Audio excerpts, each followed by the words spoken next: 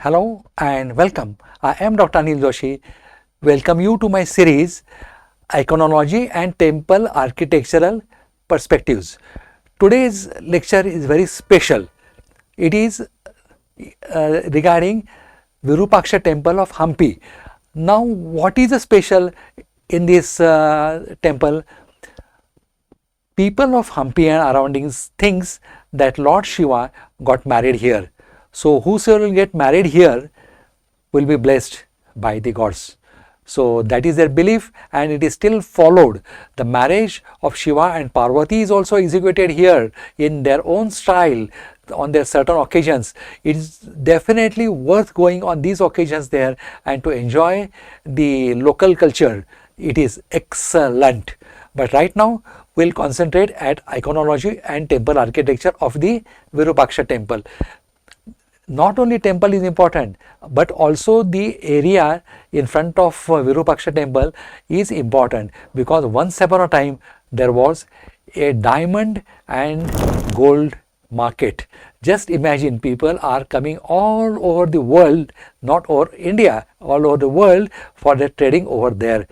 That was full, that area was full of people, those who are buyers and sellers. You can imagine all different cultured people, all different people of different nations were coming for trading here, and that was a big trading area. Now we'll see once we go there by photographs how it looks like, and we have got a separate video on this marketing or market of Vijayanagara, that is in front of Virupaksha temple. Now Virupaksha temple is located in Vijayanagara, that is district Karnataka, India. It is a part of group of Hampi monuments. That's why they are UNESCO awarded as the World Heritage, and by true sense they are designated as a UNESCO World Heritage. The site of the temple is dedicated to Lord Virupaksha, that is Lord Shiva. The temple was built by Lakhan Dandeksha. He was a Nayak. Nayak means a chief, village chief, under ruling of Krishna Devaraya, Hampi. It was the capital of Vijayanagar. Now it sits on a bank of Tungabhadra river. We have got different videos to show beauties of this river Tungabhadra, maybe by coracle or maybe by walk. All videos are available. Now Virupaksha temple is the main center of pilgrimage at Hampi and has been considered the most sacred sanctuary over the centuries. It is intact among its surrounding ruins and is still used in worship. So worship is going on, you can experience it. It is intact, fairly intact. You can see lot of architectures and carvings over there. The temple is dedicated to Bodhisattva, that is Avloki Sevara, and is known as the Virupaksha Pampapati, as the consort of the local goddess Pampadevi, who is associated with Tungabhadra river. So they believe that it is a bless of her, and she was born, she has worshipped Shiva for many years in the same area. There is Pampa Sarovar, Pampa cave also. So it is one of the sites to be seen when you are seeing all these things. The main temple consists of a sanctum, then 3 antechambers, a pillared hall, and open pillared hall. So these are annexures to each other. It is decorated with delicate carved pillars, a pillar clusters, then entrance gateway, then courtyard, then smaller shrines and other structures surrounds the temple. The 9-tiered western gateway, that is layers, tiered is layers, which is largest at 50 meters, so you can say 150, is well proportionate and incorporated structure, and it must be seen as the one of a glorious thing. Now it has a brick suprastructure and a stone base. Stone because it is harder. Brick you can be lightweighted, because if you are constructed so huge constructions, the weight has to be thought of, and these people were really good in structural engineering. they have constructed buildings, don't forget, which are there for thousands of years and still they are okay. No cement, no adhesives. It gives access to the outer court containing many sub-shrines, that is small sub-shrines. A smaller eastern gateway leads to the inner court with a numerous smaller shrines. Another Gopuram towards north, known as the Kanakagiri Gopura, leads to a small enclosure with subsidiary shrines, eventually to a Tungabhadra river. It goes to a Tungabhadra river. So it is on banks of it, and from temple you can directly go to Tungabhadra river also. One of the most striking features of this temple is the usage of mathematical concept to build and decorate it. The temple has repeated patterns that demonstrate the concept of fractals. The main shape of the temple is triangular. As you look up the temple top, the pattern divide and repeat themselves just like a snowflake. Now, Krishna Devaraya, one of the famous king of the Vijayanagara Empire, was the major patron of this temple. The most ornament of the structure of the temple, the central pillared hall, is believed to be his addition in this temple. So is the gateway tower, giving access to the inner courtyard of the temple. Inscriptions on the stone, they are very important for us because they give the history. Installed next to the pillared hall explain his contribution to the temple. It is recorded that the Krishna Devaraya commissioned this hall in 1510 to make his accession. He also built the eastern Gopuram. These additions meant that the central shrine came to occupy the relatively small part of the complex. The hall in the complex or hall in the temple were used for variety of purposes, social as well as religious. Some were space in which the image of gods were placed to witness special programs of the music, dances, drama and other used for the wedding rituals and deities. As I told you, if you get married here, you will be blessed by gods. Why? Because Lord Shiva got married here. That's the concept. So also singing, dancing and celebration is an integral part of the Hindu societies for many years, and temple was one of the sites where they used to celebrate all these things. So an excellent cultural activity center. The Virupaksha temple architecture, apart from sanctum, the boast of the three antechamber, a pillared hall and an open pillared hall, delicately carved pillars adorn the temple. So you will just start admiring the temple looking at all these things. A pillar cluster entrance gateway, courtyard, smaller shrines and other numerous structures encompasses the temple complex. The 9-tiered eastern gateway, which accommodates some earlier structure, is about 50 meters in height, that is 150 feet. It provides access to the outer court with a numerous smaller shrine. It has a stone based with a brick structure. So both things are used. Stone strength, brick lightweight.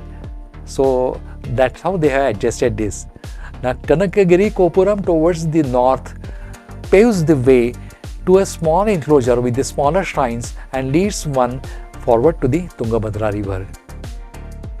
So one must visit this in the daytime so that you can have a detailed not only sightseeing, not only appreciation of it, but also you can walk around up to Tungabhadra river. Now several legends and stories try to explain the origin of Virupaksha temple. One such interesting story suggests that Parvati was born in the region of Pampa. That is, Pampa is a Hampi. She was born here. The city of Hampi was initially called as Pampa. She had a strong desire to marry Lord Shiva and hence sat in penance. That is, they close their eyes and they just keep the name of the god. That is something like deep meditations for years together on the Hemakutta hills, right opposite where the temple stands of today. Eventually, Lord Shiva realized her dedication and married her. That was here, and that's why people consider this as an auspicious place. This is the same location where Lord Shiva married Parvati. The Virupaksha temple was constructed at the same time, and thus even now the local believe marrying inside this will be blessed by gods, particularly Lord Shiva and Parvati, and they will have family like both of them, long lived, because it is going to be blessed by gods. Now, interesting feature in the Virupaksha temple are the usage of mathematical concepts in a structure. They are repeated, but the repetition is in certain geometrical way, and that mathematics is wonderful. Without computers and constructing it without adhesive and cement, the repeated patterns of the construction depict the concepts of fractals. The temple is triangular in shape. Noteworthy rulers of Vijayanagara Empire, that is Krishnadeva is the major contributor for this temple, as the inscription on the stone plaque installed next to the pillared hall says.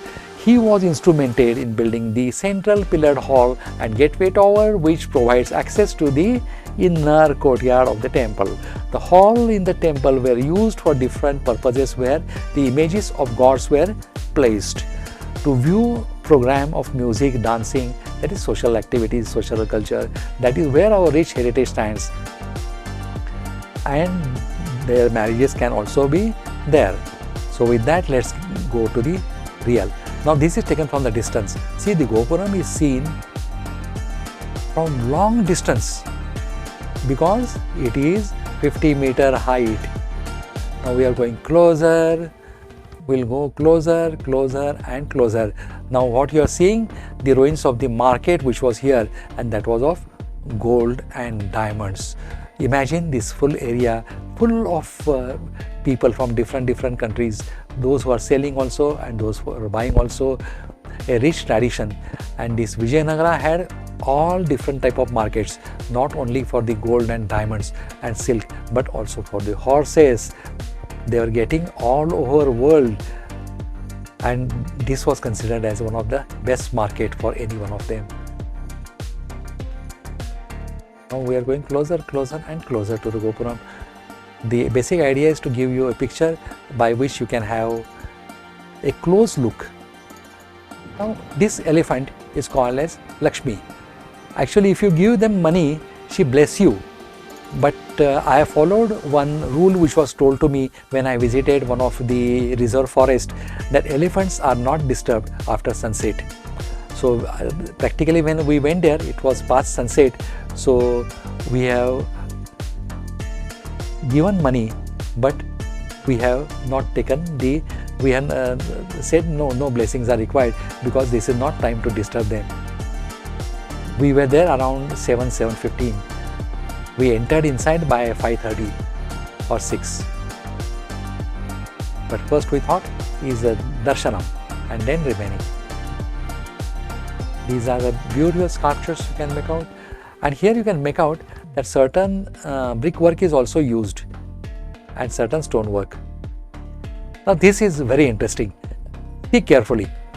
There is a mother elephant giving birth to a second child. She is delivering a child. Practically half the baby elephant is out, and the father elephant is trying to expel this baby by compression, by giving compression over the abdomen of the mother elephant. Now this is a concept that a husband should also accompany a wife when at the time of delivery, though it will be conducted by doctors, but this concept has come from long time. Look at here, the father elephant and mother elephant. When mother elephant is giving birth to the child is practically more than half delivered, very little is remaining, and the other elephant is compressing her abdomen to get baby expelled out. This is what we have to learn from animals. Now here all practically the baby elephant is out. Now this is another interesting thing. Can you see three-headed Nandi? This three-headed stands for past, future and presence. Now I'll show you, they are separated also. Here you are seeing them in a fused form, and I'll show you them in a different form. Look at this. Now here you are seeing is past, presence and future. Past, less important. Future is large, most important. And look at the future has got less than past importance. So past less importance, future more importance, and the presence has got maximum importance. So maximum importance is for the presence, present tense. Always we say live in presence. See here, they are taken with closure. This one is for the past, smaller. This one is for the present, larger, and this one is for the future, smaller. This is how the temple used to teach a philosophy of life. We always say temples were encyclopedia, where a lot of knowledge was given from generations to generation. And that time, this was the only way of communication and retaining the knowledge. Inscriptions came little late. One of the drawback of India is we had late inscriptions. Now see here, we can see beautifully carved pillars in different color shades because it was little evening, so we could get this depth of pillar structures, beautifully carved. Here there is also sculptures of imaginary animal called Yale. That is a hybrid animal made up of elephant, then horse, sharing good features of all. These are the paintings. If I tell you they are 500 years old, can you believe it? Nowadays we are seeing the dyes where the seller says no guarantee, the dye may get washed away with first washing. Now this is a dye which has retained here for more than 500 years. See here, we have taken little better close-up pictures. Can you appreciate what should be the pigments and dyes they must have used? They all were from nature, all natural, all scenes of Ramayanas, because basically they think that lot of major part of Ramayana has occurred in this area, right from meeting Hanumanas till stay of Rama here for certain days. So they feel that they should be lucky to have all these things here. And they have preserved it. Most important thing is they have preserved it. This bit color shades to give the depth to the picture, but they are slightly taken at 6:30, 7 o'clock. The natural colors, this is well, what we told you is a hybrid animal. It is supposed to be a most powerful and an animal where all best things are thought over and incorporated. Is a imaginary. There is nothing in realistic of it. Now we came out again, saying goodbye to elephant while going. Some shrines are there all around the temple. With that, we are coming to end of this lecture. I have tried to explain you in my ways whatever I understood from all the sculpture carvings and deities from the temple, all the concepts, what people think, what I heard. I hope it will be useful to you.